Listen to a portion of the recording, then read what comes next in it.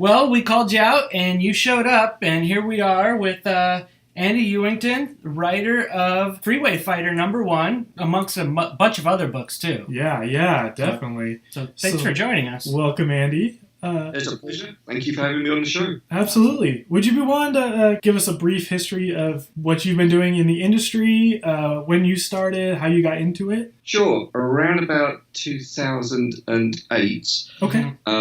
I came I was working with a company that had a comic company as a sort of a sidearm. And that company was ComX, which were doing a lot of indie stuff. They did Class War. I think they put out Last American as well, so they had a few good titles with them. At the time, my wife was pregnant.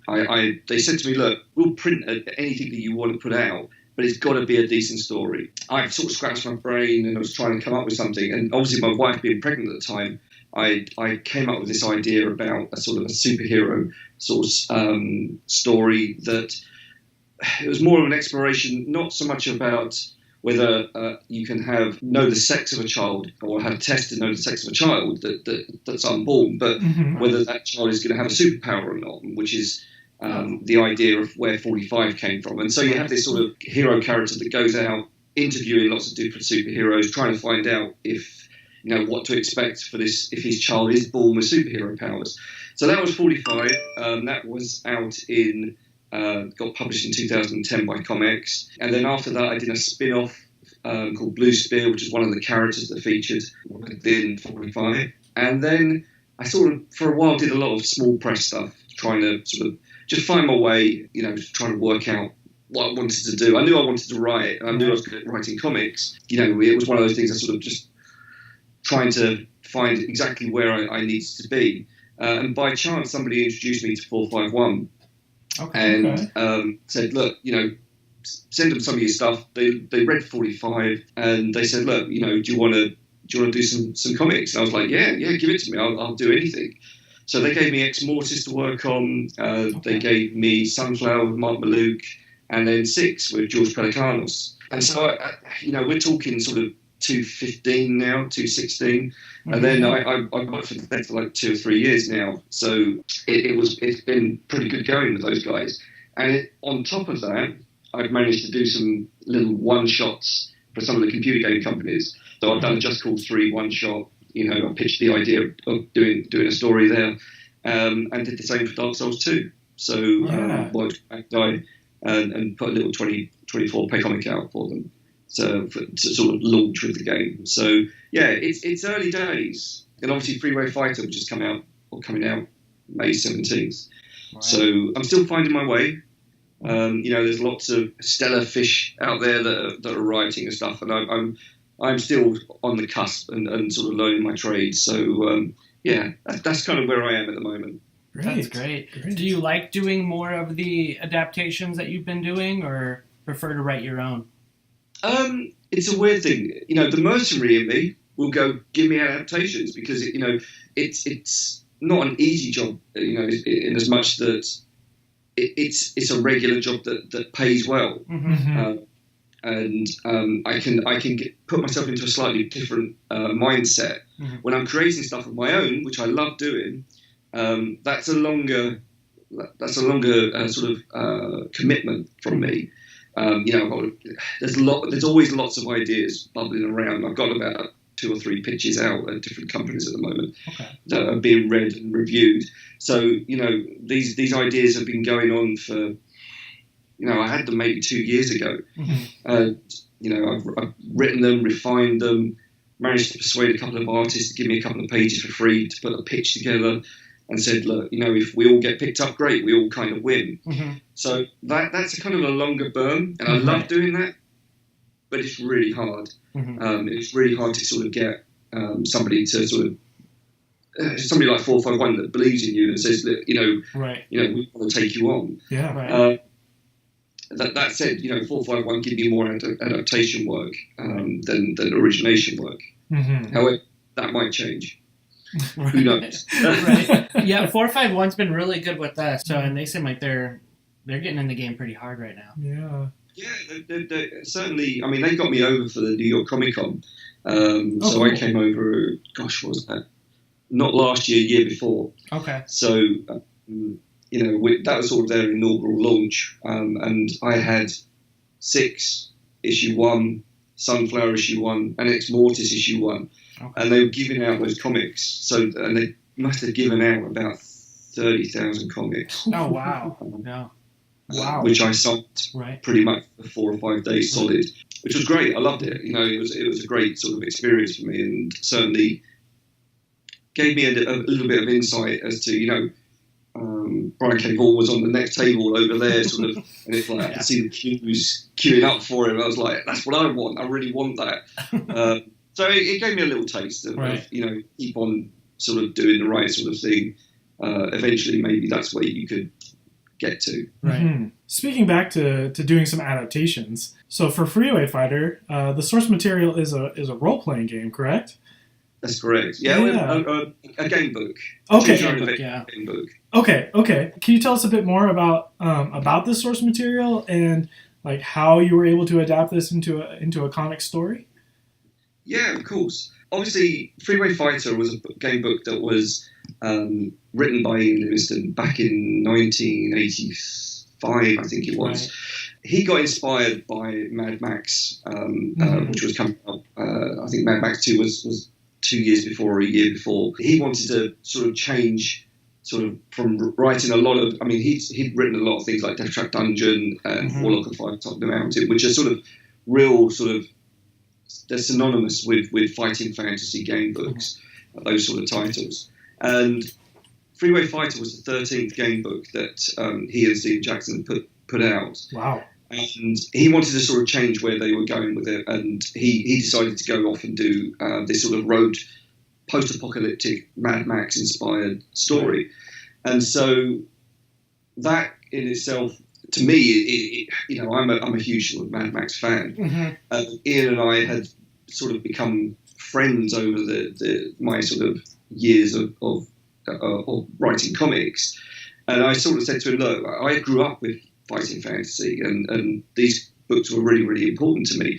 I didn't read comics as much as I did game books. Okay. I was really into all my game books, and if you see my walls, I mean, I've got a lot of comics, but I'm looking up, and you're just seeing me look up. But it's like Falcon, which are the original game books that were put out, and sort of like Lone Wolf and things like that. They were really sort of important books to me. Mm-hmm. And so Freeway Fighter sort of came about as I said to him, look, let me. I've got the confidence to write comics now, and I can take anything and write anything that you want. I'm going to take the source material of Freeway Fighter, and I'm going to write a story that doesn't interrupt the canon, but sits alongside it, and in fact introduces that sort of question of how the Interceptor car start the game books. You're given the car to drive around and do the adventuring. Right. How did that wind up at the beginning of the book in this town that you're at? Mm-hmm. It has to me, it's sort of like, it's like finding this amazing muscle car just in the middle of this wasteland shantytown. Right. Like, how did that end up there? What circumstance led to this car being in the middle of nowhere in this one community that have got this car with missiles and stuff? It just seemed it just seemed very convenient for it to be there. Right. So I said, look, I'm going to write a story based on the idea that there was a journey that this car took, and it had an origin, which we see in the comic, which is it's a heavy muscle sort of NASCAR type racing car, and it has this journey that goes through 4 issues and winds up in New Hope, which is the start of the game book. Right. And therefore you've got this lovely sort of journey and progression, and then you can pick up the game book and read the game book and take over from where the comic finished. Right. The idea obviously being that if it does well and Titan go, yay, this is really great, they'll allow you to do some more. Yeah. So, yeah, what I was looking with the game book is that you get a attribute card for your driver and your car, so it's just as much of a character as the car itself. So absolutely, that's bang on. And Titan actually have done a special edition, which is a variant cover, which has that character sheet of the car and the player front and back. which is available from Forbidden Planet. So I think those guys are putting it out. But yeah, I'm looking forward to that because I quite like the idea of just having this character sheet as the comic cover. Yeah, that's really cool. Yeah. Yeah. Even better is that I was brought up on sort of Jim Burns artwork, so I don't know how familiar you are with it, but Jim Burns, his covers have been on things like Battle Cards, the board game, which is actually sitting over there, which is this. In my battered wall box. If you just wait there 2 seconds, I'll show you. It's easier for me to grab it. Yeah. So I'm back. And this is the Battle Card cover. Oh, that's great. This is the original Jim Burns. So we actually, Titan managed to talk to Jim, and he's allowed us to use it on the book. So, that box has been with me, since I was a kid. And to actually have it on a comic that I've written, sort of 30 years later, is just like, that's just phenomenal. Yeah. It's all just come back in a nice sort of roundabout way. So sorry, that's me blabbing off. I went down nostalgic. No, I like That's it. great. I like it. Yeah, there's part of the review where we talk where I used to drive a race car, and the first 2 scenes you got me hooked because there's a race car driver. Right? So I thought that was a nice sort of way in, especially that. I mean, when I was writing this, I guess you call it a prequel. I really wanted a journey for the car as much as the character. Right. We have a female racing car driver, Bella De La Rosa. She has this relationship with the car where she talks to the car. I mean, we're talking sort of. She's 18 months down the line surviving on her own in a car. Humanity's been virtually wiped out. And she's got this sort of situation where this car is her world now. She doesn't dare. She'll step out of it in order to survive, but that is her home. That's her safe place.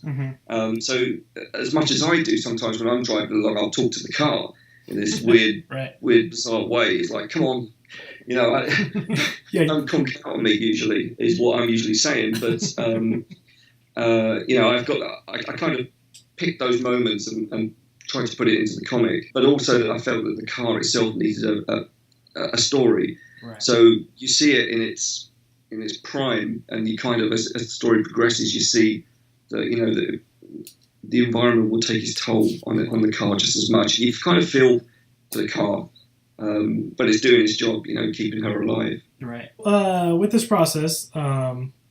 Did you work with Ian Livingstone at all in putting this project together? Initially, what happened was that I said to Ian, I'd like to write a prequel comic. He said, yeah, that's absolutely fine, and left me to go and present an idea to him. That probably took about a few months. We're talking back 2012. And at that time, I started to push forward and say, look, we could maybe kickstart this. So we were talking about different artists, how it would sort of work. And Ian's a very busy guy. I mean, he's got a lot of things going on. He's got a lot of initiatives that are sort of to do with the education and computer games. He was at IDOS at the time. I didn't want to take up too much of his time. So I was doing a lot of the background work, sort of like saying, look, we can get this artist, I was doing a lot of calls. The sticking point was the money, because I knew that any of the guys that were going to get involved in terms of the artists, we were talking quite a lot of money, especially over sort of 70 or 80 pages. Even if you sort of say that's 300 quid a page, you can do the maths quite quickly that it's going to sort of shoot up quite quickly. So Ian and I decided to sort of just put it on the back burner and see what happens. Through a roundabout way, I managed to find some finance from a guy called Mark Mastracci, who read an interview, gave me a message on Twitter and said, look, I'm going to give you $60,000 to make this. And I was like, wow. And at that point, I could go back to Ian and said to Ian, I found the funding. So Ian then came back on board. I had already developed a really good relationship with Simon Colby and Len O'Grady through Just Cause and Dark Souls. So, I'd already sort of kind of done the shortlisting of saying from 2012 where I had a load of different artists and wasn't sure who to go to. to 2015, where I was like, okay, I've got the money.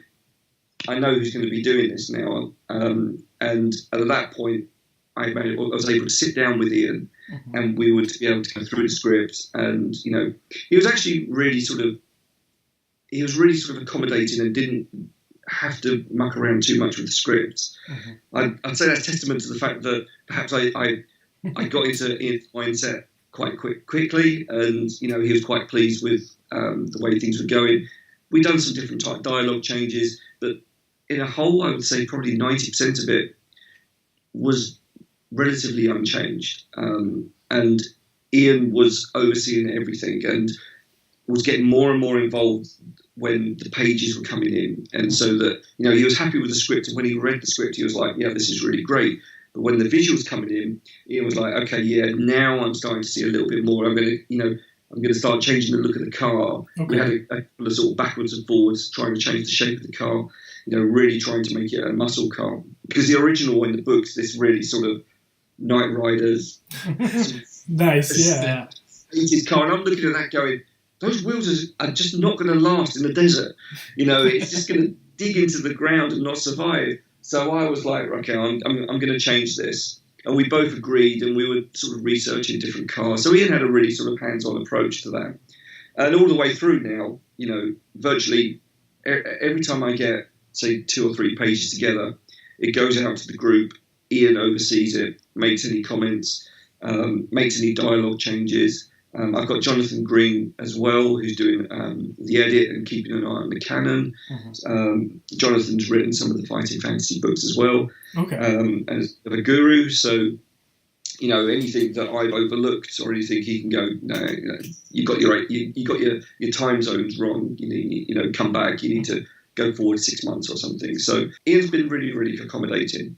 I mean, he could have been more difficult and said, look, no, in the book. The story starts 6 months after the virus, and he could stuck to that. But he allowed me to push that to 18 months because I felt that within 18 months you probably would see the sort of decay that you see across the landscapes that Simon's drawn. He's been really good. That's great. So I was actually curious about your the process of writing, and the first issue is super action packed.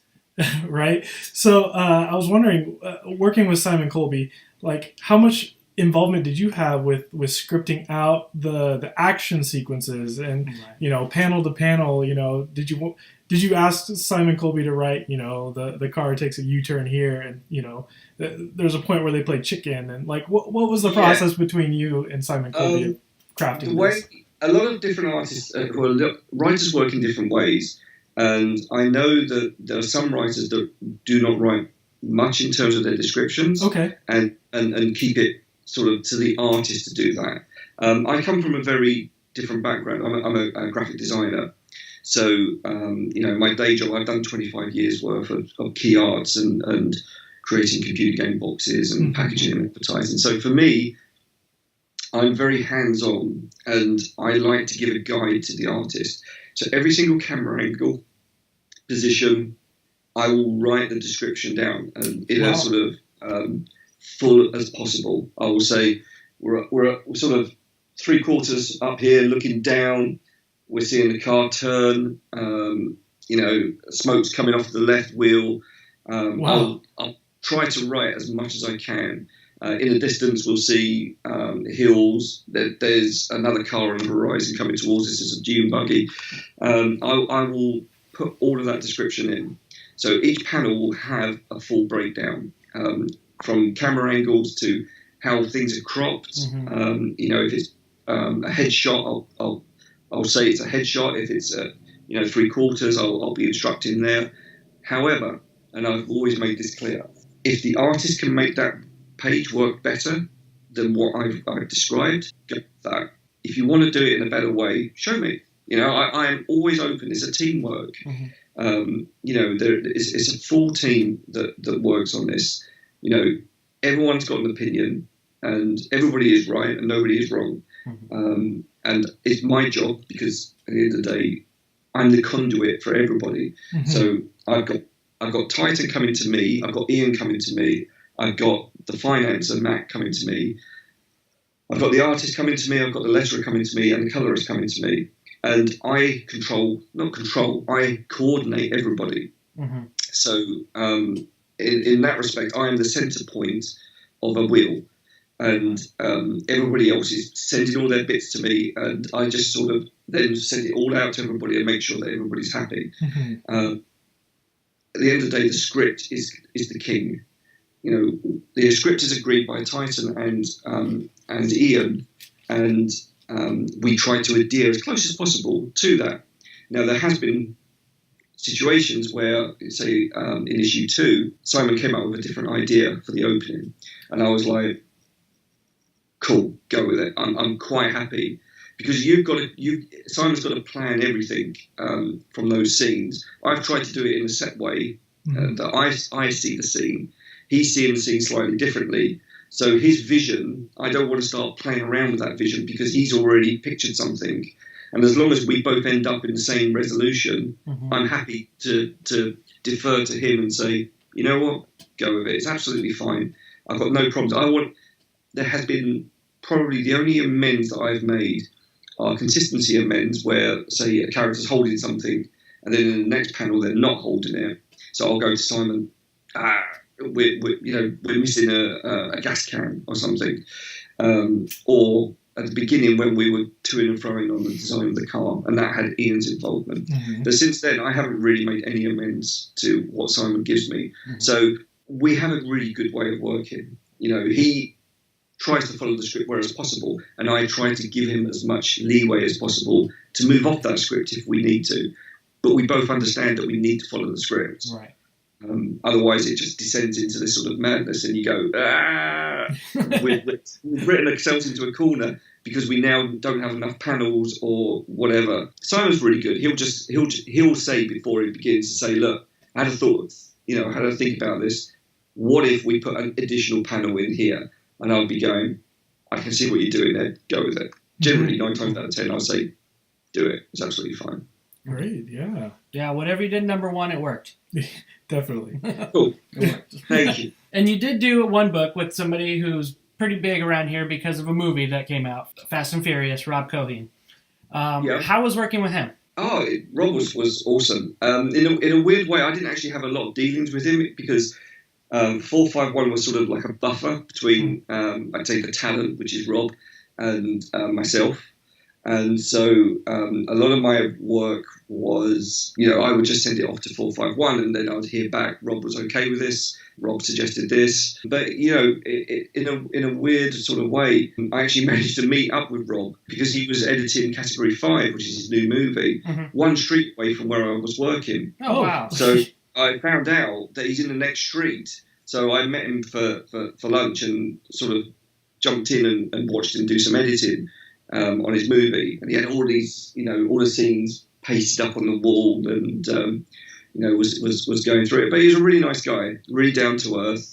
He helped out on a little charity stream that I asked him to do, if he didn't mind, and he just jumped on a call and was part of that. He's a very, very talented guy, really good at doing what he's doing. Red Dog came to me as a film script, so I got to see his script, and it was up to me then to sort of try and break that down into 6 issues. And he was really accommodating. There were certain points that I said, look, maybe we should try to change up the personalities of the dogs that are in Red Dog. And so he was quite accommodating of that. So, I made a couple of little changes. But yeah, he's been very gracious in sort of saying it's been a good experience working with me. And likewise, working with him, it was a breeze. It wasn't really... There's been never really sort of any issues where it was a case of any personalities clashing, or, I'm a bigger star or anything like that. None of that. Sometimes you feel that could happen because of who they are. But everybody that I've worked with has been very, very sort of professional and just real. It's a real word. You know what I mean? It's like a mate now. It's not... It's not like somebody like, you talk about like Brad Pitt, and you could sort of like crumble and go, oh God, it's Brad Pitt. And what do I say? And Rob, I'm sure he's within his circles, he's just as famous. And yeah, I just, it's Rob. I'll send him an email and say, how you doing? And it's just weird. These are celebrities, of course, and have done some amazing pieces of work, but at the end of the day, they're just real people. Right. He's very normal, just a very talented guy, knows what he's doing. That's great, yeah. Yeah. So you have a handful of other titles that you've penned. Which has been your favorite one that's been released already? I really like 6, purely because I think 6 got not. It probably didn't get as much kudos as it should have. George Pelicanos is an amazing guy to work with. I'm really proud of 6 because there was a lot of me that went into 6, and George was overseeing it and giving me a lot of information. He's got a lot of sort of experience and a lot of love for that sort of genre. And so to work with somebody that has done The Wire and very successful TV series, amazing author, and it was a great story. It's Magnificent Seven, but with drug cartels and Marines and stuff, and a lot of themes that were sort of crisscrossing over. In terms of comic work, I'd have to say 6. Like I say, because I put so much into that story. I mean, it went across 8 issues, of which a lot of the stuff I was writing and then sending it to George, getting feedback. It felt one stage on from an adaptation, right? Whereas some of the others, the script was given to me, and I'm sort of going, okay, this is more of a jigsaw puzzle. How do I turn this into this? And what scenes are coming in? What scenes are coming out? What works? What doesn't? Whereas 6 was like, okay, this is the idea and this is what we're going to do. Who are these characters? I had to sit down with George and create all the different characters and all their different motivations, all their different sort of arcs, because they've all got a little journey that they go through that has a resolution at the end. So for me, there was more that went into those than a standard adaptation. So I'm really proud of what happened with 6. Probably got slightly overlooked for whatever reason, but I think it's a great, it's a great story. It's awesome. And their next big thing with 451 is gonna be a big push on their trades. So I've got Sunflower trade. Have you seen that? I have not. No. I've seen a picture that was recently posted of it. So this is the lovely Sunflower. Got a nice little UV. That's great. That's a good looking book. That's I like high that. quality. Yeah. Wow. So yeah, it's quite a nice Yeah. meaty tone. Yeah, those look like those are going to be really nice. Yeah, it definitely has a nice quality feel to it. Definitely worth picking up if you get it. Chance. Just that I think that's the kind of thing I like about 451 as well. In terms of quality, they're not shy. They're not putting it out on cheap paper and stuff. Yeah, right. Certainly feels like you're getting value on their titles. So it's always nice. Well, I'm curious. One last question for you. What comic books are you reading right now? I have to say that at the moment, most of my comic books that I'm reading I'm going through old Judge Dredd case files. Cool. Just because they're quick to sort of digest and get through. I'm not reading a lot at the moment. I'm reading a lot of fighting fantasy books because potentially I'm going to be doing Death Trap Dungeon. Oh, cool. Possibly. I've written the script. I just need to re-go through it. So at the moment, I'm sort of digesting a lot of the fighting fantasy books. Okay. But that said, obviously, I've been reading this. Yeah.